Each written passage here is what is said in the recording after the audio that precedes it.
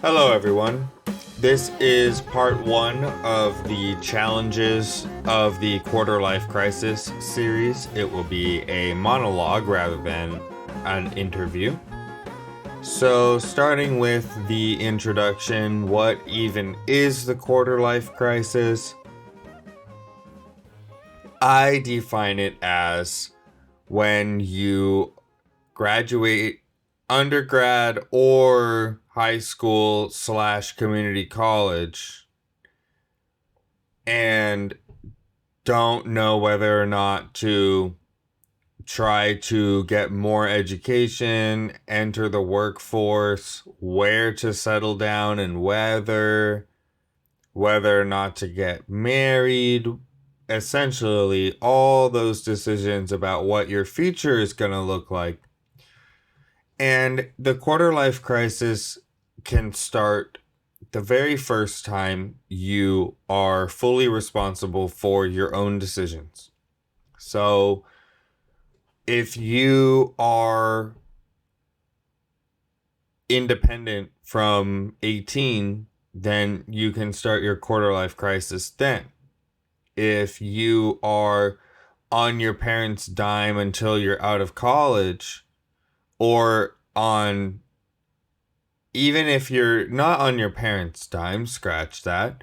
If you're on anyone else's dime, so if you take on a lot of debt to go to college, you now have some kind of external duty or responsibility that you didn't have before that stretches on into the future. And the quarter life crisis starts when you have to independently confront all of those challenges. So it can go on for a very long time, 10 years, sometimes indefinitely, all the way. Sometimes the midlife crisis and the quarter life crisis stretch on where you never really figure yourself out. It's all about, quote unquote, figuring yourself out and, quote unquote, getting yourself together. So the more challenges you have, the worse it's going to be. And for some people, there's no crisis at all. So with that, I will start talking about my own quarter life crisis situation in the hopes that it can help anyone who can relate. With this entire podcast, as far as the monologues go, I try to say what I wanted to hear, or not what I wanted to hear, but what I could have heard, or what I think could have helped me to hear when I was going through these challenges and alone, because I never really sought out any help or advice. I didn't have any self-confidence at all. And so I thought that advice and solutions were for better people, almost, or for more capable people. So lack of self-confidence, I think, comes from lack of affirmation in my case, because once you're an adult, you no longer get any affirmation because you don't have the external duties. So if you sign up to get a degree and then get straight A's, those A's are affirmation. Like, oh, well, I signed up for this challenge and I passed it. But in the real world, I didn't have anyone ever. No one ever tells you you did a good job. There's not even hardly such thing as a good job. It's just whatever you want to do. Like, you can be a bad person, a selfish business person, a kind business person, a selfish nobody, a kind nobody. Like, you can do whatever you want. And the only person who you should care about, there's plenty of people who can tell you, I mean, go to church or something if you want to be told whether or not you're doing a good or bad job, and you should. Like, I have started going to church again, even as an agnostic. But the point of that is to illustrate how only you can decide whether or not you did a good job if you want to have any kind of shot at lasting happiness, because otherwise you're kind of just chasing affirmation, and you can't ever really, you end up miserable if you try to live through that. And I always felt very indebted, so I sought affirmation because I was indebted, felt indebted, and also because I felt like I had a lot of opportunity. And so I had to do something with that opportunity. Otherwise, I was wasting it. And I couldn't get over the idea of wasting my opportunity when other people worked really hard to try to have the kinds of opportunities I had, and then I didn't do anything with them because all I personally ever wanted to do was hang out, just hang out. So it was jarring for me. I think that I had a really acute quarter life crisis because when I graduated undergrad, I tried to enter the corporate world, the legal world, grad school, law school, and I wasn't happy in any of it, because I always struggled to function. I have This podcast will also discuss social anxiety, but I will just say here that I also have so much social anxiety that it made networking and putting myself out there completely impossible until, a month ago. So I'm very much just working through all of this, or currently working through all of this. So that's why I have just forgotten exactly where I was in the story. But basically, I went through this phase where I had no self confidence and no sense of direction, because as soon as it became about just do what you want to do, all I've ever wanted to do is get high and play video games and watch educational YouTube and read science fiction. That's what I want to do. I really like educational YouTube. I really like philosophy. I like politics, and I like opinions columnists, like from I really do think that opinion sections are like one of the best ways to consume something like the New York Times or Fox News. The opinions columnists on the websites, you do get like the most diverse array of perspectives. But you might notice that none of those things make money. And yet they're the only things I ever wanted to do. So I was at a crossroads. And it became a situation where working was just only something that I did to fuel my modest habits. So I didn't have to work that much to just be able to hang out on my computer all day, you know. And so I didn't work very hard. I didn't work that much or very hard. And I had this sense of guilt that I had wasted so much potential. And, I'm only talking about just a degree, a college degree, and good health. And it's like, well, how many people would kill to be an American, a newly graduated American, early 20s, healthy, this and that, like life ahead of them. And then I just, quote unquote, threw it away, I felt like. So I was really deep into it, For a very long time, I was suicidal because I was consumed with guilt. Like, oh, well, I'm never going to be what I thought I could be or what I thought I would be. And it can be jarring to suddenly realize that you're not going to be one of the heroes. You know, like you're not going to be a superhero.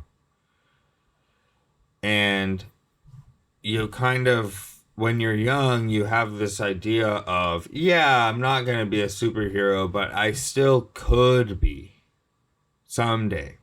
I don't know.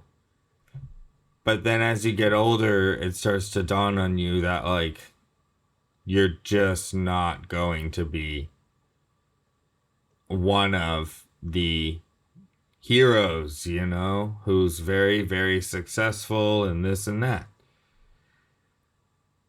You're just going to be an average person.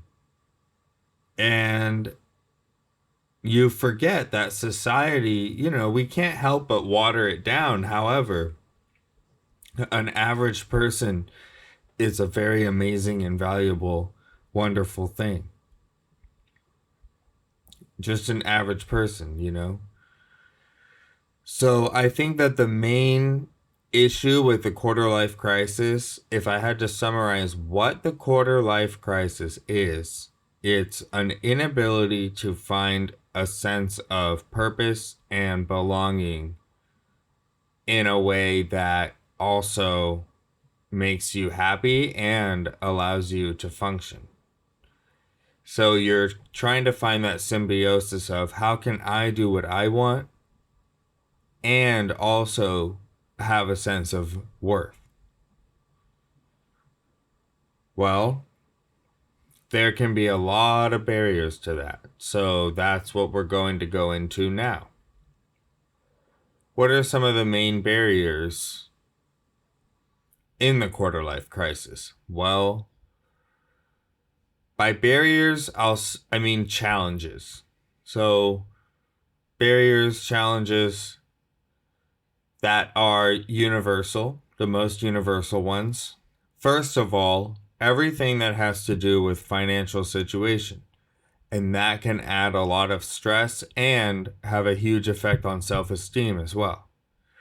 So a lot of times you will have an expensive degree and end up working a very menial job where you don't have any say in how you might be treated or compensated, perhaps at minimum wage. I remember when I graduated from undergrad and wanted to start working, I was making minimum wage as a paralegal, almost minimum wage. And so you go through that phase where you're not making much because you're sort of in between an intern and an experienced employee.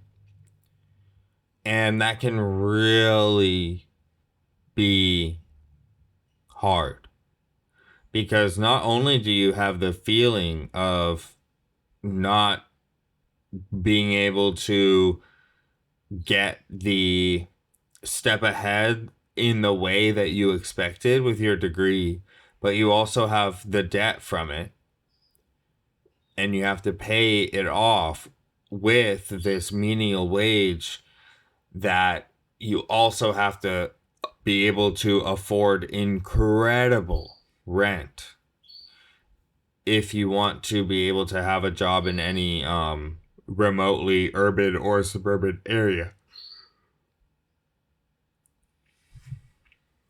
Especially depending on where you live. But cost of living's going up everywhere, you know, every hotspot. So you've got a lot of rent, a lot of debt, and not a lot of money. And not a lot of self-esteem. And then all of a sudden, all your sources of external affirmation just basically turn into like your performance review at the end of the year. And that's not even about you. That's just how what the company thinks of you. But it's not really the same as like when you get an award in school or something, because that's to you and it's your grade. Whereas your performance review is kind of like, this is how you did when you were at work in regards to this set of goals. And I always thought of academia as different, but it's not good to, because I was very stressed out in college. Like, I put way too much weight on my grades, and they were completely meaningless. Like, I could have gotten C's all through college and it wouldn't have affected my life even a little bit, because I never used my degree. I never went anywhere. I never did anything. I just have stayed, just done enough data analyst work to, we're going to talk about some ways that you can navigate, but just did enough data analyst work to survive, and just kind of hung out. I had very, very, very crippling panic disorder for like 5 years in my 20s. We'll go into panic disorder a lot on this podcast as well. So I had panic disorder. So I lived with my grandparents for a lot of years, and that really helped me. I was lucky enough to have, I could live with family and and commute fine, and live fine. So that helped me during that era. And then now I live with my partner. And then before I lived with my grandparents, I lived with roommates near where I worked for I think 2 years as well. So I kind of got the living in the low income area with roommates, and then moving back in with family, and then finally living with a partner after all that. So that's the financial side. But speaking of the whole partner aspect, the quarter life crisis also has a lot of the social aspect.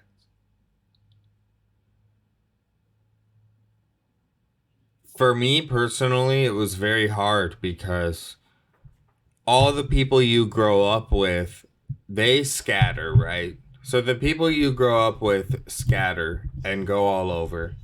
And then the people you get to know in college scatter and go all over. And then all of a sudden you're dropped off, and you don't have any. I didn't have anyone. So like, I started working in Los Angeles, and I did not know anyone in the whole city, even though I grew up like an hour away from it, and I still didn't know anyone in the city. I had social anxiety and was introverted, so I never, I had a hard time getting to know people. And so my main social interaction while I lived in Los Angeles was through high school friends visiting me every now and again. And, I was never that close to those high school friends. And so it didn't take long for me to just not really have any kind of social scene other than online gaming. I've always liked to game, and then I would also, I really like YouTube shows like PBS Space Time, and other like physics and lectures and things. And so I almost formed a kind of like, I felt like I was part of a community just because I was listening to kind of what was going on and staying plugged in. Also on politics too, like very involved in politics, just in terms of following it. And I kind of got a sense of community because I was plugged into the world, But I didn't get a sense of worth, because I felt like I was just observing without doing anything. Or at least not doing enough, or doing what I could do. And it's hard when you get hit with all this stuff at once with having to figure yourself out, and then you lose your social circle too, unless you're really lucky. So, you know, it can hurt. But there's a lot of other people in the same exact situation. It's just like college, right? Oh, I don't know anyone. Well, neither does anyone else. So you're fine. And so that's kind of how it works with, or well, that's sort of how it can work. If you go to meetups and other things, any kind of hobby, and the issue that I ran into with that aspect actually was all of my hobbies were like male centric, and I'm straight. So, what I was into: paintball, snowboarding, Escape from Tarkov, the video game, and some other like very heavily male dominated, like it was my guy friends who I knew who did that stuff. And so my partners, like my girlfriends, were always sort of like totally separate from the rest of my social group. Like, and I didn't spend that much time in any social group. What I mean by social group is the rest of my friends. Like, my friends were really disjointed and lived in totally different parts of the world and stuff, or the country. So like, I would go visit one friend for a snowboarding trip maybe once or twice a year, and then I would go, you know, like, and then another friend would be in LA, maybe. I would have, I had my friend actually end up living in LA for like a year and a half, so that was lucky, but it was always changing. There's no permanence, and you don't even know what you want to do, and you get to see everyone else be more successful than you and do a better job than you. At least that's how I thought of it. So, purpose and motivation. The final set of challenges are the existential ones. You have the financial ones, the social ones, and then the existential ones. The first existential element is the sense of purpose and motivation that we've kind of already covered, sprinkled through this whole thing. And then also your ability to function if you are ill, which is kind of a whole separate issue, because I have both manic depressive, which is bipolar, and panic disorder, and also social anxiety to the point where I won't talk to people or network because I feel like everyone hates me and has disdain for me when I'm in the depths of my mental illness. And so I can't bring myself to try to network because I get so ashamed after every social interaction about things that I said or things that I did that nobody else remembers. And then there's also the mania and the suicidal depression, the suicidal ideation. And then there's, luckily, I haven't had physical illnesses, but there's also issues with drug addiction. For me, I feel like if it wasn't for marijuana, I would have been a drug addict, but I was able, it just always did enough for me. And so it's the only one I ever did, and I was addicted to it, but it's not the same. It's not as life-changing as heroin is, to be addicted to marijuana. So, I feel like I kind of got lucky there, that it just always did enough for me, and I never felt the need to try another drug. Not even alcohol. I never got into. I was just like, well, why would I? I mean, what? I just was like, well, what? I just want to, because I love being high and watching lectures and playing video games. I do the same. I do both at the same time.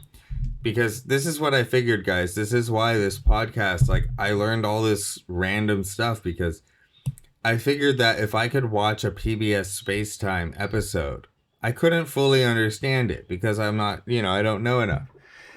But I figured if I just watch it like 2 or 3 times while, like, had playing some game like Hearthstone or Tarkov or whatever, I just kind of like absorbed it over time, because you learn the language that they speak and you get kind of used to the words and stuff. So, I want to try to communicate all those hours. It's like, yeah, this took me 16 hours to absorb, and this is kind of what I got out of it. Because I've noticed that there's all kinds of perspectives that I listen to, but I also want to interview people that I know, so that you can show, I want to show how everybody has value if they've survived, like, we're going to have interviews, people struggling with schizophrenia or who have struggled, interviews with immigrants, people of color, including my mom, which will be one of the first interviews. She's really nervous about it, but it's supposed to be done on Friday. Today's Tuesday. So Christmas Eve 2021 is supposed to be when I do an interview with my mom, who is a Brazilian immigrant to the United States. I will also be interviewing fundamentalist Christians, professors, also professors of theology. You'll kind of get to see the difference between the Christian professor and the anti-academia, like evangelical creationist Christian. And so all those kinds of issues, trying to illustrate, as I said in the intro, just all the different challenges that we face and the different ways that we deal with it, and how you can either find similarities with other people, especially other Americans, or be more firm in your differences because you understand them and you can decide, okay, well, we're different, So, and I want to show how that's almost never necessary, like, we can work it out. That's the general theme of this podcast. There will be a lot of politics, American politics, discussed, just because it's relevant to the challenges that are going on. It kind of mirrors the mass challenges, like our challenges as a group. So, main pieces of advice for the quarter life crisis is going to be in part 2, but I will summarize the episode with, first of all, it gets better. Just mathematically, it will get better. Your financial situation is temporary because you will make more and your debts will become worth less and easier to manage. It's just math. So, you don't have to worry about being a slave into your 50s, is what I mean. I'm not saying that it's not rough. It's bad. And I hope that they fix it.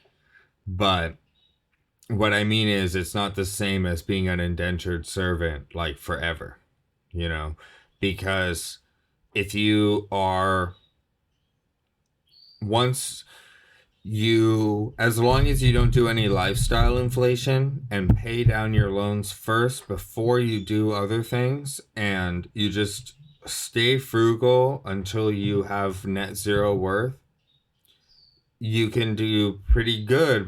Even by the time you're 30, you can be free of debt a lot of the time, because that's almost 10 years. And you can manage the debt in a way, especially if you pay it down, in a way that doesn't stress you out so much. And if you're renting, it's like, you don't need anything anyway. Might as well have invested in a degree. So it it does pay for itself over time. It just doesn't pay for itself right away, just like all investments. And with the social aspect, that's just hard. But you have to get used to putting yourself out there. And my main piece of advice is to travel alone. That's the best way to come out of your shell and get used to it, because there's like a reset button, and you can just go to another city and just try to talk to people, and you'll be very surprised at how accepting people are. If there's no pressure, if you're just trying to have a good time and talk to people. Like, I met musicians in Greece while I was studying abroad there. A group of 3 or 4 musicians, just because I was at a random comedy event alone and I started talking to them. They were sitting next to me. And then we went and ate. They took me to what they thought was the best restaurant in Thessaloniki, and I'm inclined to agree. And it was really good. And we just ate dinner together, exchanged stories about our culture, and then I never saw them again. We're still friends on Facebook. And I would have never done that in my earlier life before traveling, but I wasn't afraid of embarrassing myself, because who cares? It doesn't matter. And I did embarrass myself, and I'm still scarred by some mean people who treated me like I was being some kind of freak by being a little bit more outgoing. But in my experience, those are more uncommon than they are common. Especially if you can read the room a bit, Obviously, if you're at a funeral, people might not be in the same mood as at a comedy night or something like that. So, anyways, the main goal is to end up finding something that you're passionate about. That is how you can achieve the symbiosis and exit the quarter life crisis. And what I've realized is that what you're passionate about, for example, for me, it's like making this podcast and writing my science fiction novellas and novels and website. So what happened to me was I became passionate about data analysis again, because it's what enables me to achieve my other passions. So I always worried that, well, I don't like to do anything that makes makes money. And I would tell you that if you don't like to do anything that makes money, for me, I like to game, I like to learn random things, and I learn useless things, and then yeah, basically. And you have to at least try to do something that allows you to see results over time. Even if it's Minecraft. Something that allows you to look back and say, oh, I built this server, or I contributed to this server's lore and participated in the culture and was part of a community, even if it's World of Warcraft guilding, because when I gamed, I was only ever alone. I recorded nothing, I streamed nothing, I just played Escape from Tarkov completely alone, never talked to a soul, and kicked ass. I was really good, of course, because it's like one of the only things I did. And it was amazing, and I don't regret it. I wouldn't take it back if I could go back in time, because it was lockdown, and who cares? And I had my, the thing about some games is that some games you can play it in a way, like Minecraft, where you're doing other things at the same time, and it's just kind of up, and then there's There's times where you have to focus and it gets really intense, but it's not constant. And so, you can be doing things, hanging out at the same time. So you want to try to at least have something that you can see results over time. And even if you're really bad at it, you get better. So I started podcasting a month ago, and this episode is the very first actual episode I'm trying to record that will go up on Spotify. I have a whole month, like hours and hours of material where I listen to it and I decide that it's not good enough. But I feel like now I've gotten hammered enough of the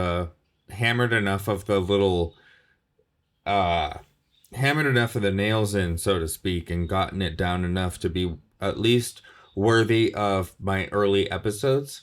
But my point is that I love to talk. I love to bash Trump, bash Biden, bash everybody on politics, and then bring them up at the same time, talk about why they're good, why they're bad. But I always just did it on Reddit and stuff.